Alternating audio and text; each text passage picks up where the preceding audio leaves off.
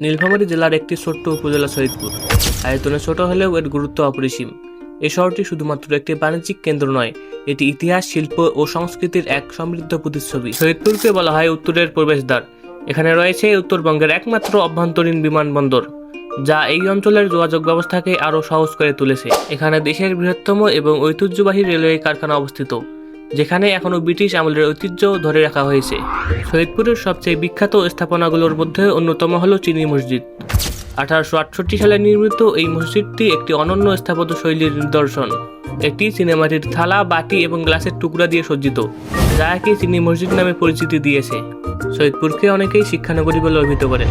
এখানে cantonment public school and college, Saidpur সরকারি বিজ্ঞান কলেজ সহ অনেক স্বনামধন্য শিক্ষা প্রতিষ্ঠান রয়েছে। সৈয়দপুর বহু সংস্কৃতির মিলনস্থল। এখানে বাঙালি, বিহারি এবং অন্যান্য সম্প্রদায়ের মানুষ পাশাপাশি শান্তিপূর্ণভাবে বসবাস করে। সৈয়দপুরের অর্থনীতির বড় অংশ জুড়ে আছে ব্যবসা বাণিজ্য। সৈয়দপুর শুধুমাত্র একটি শহর নয়, এটি একটি জীবন্ত ইতিহাস।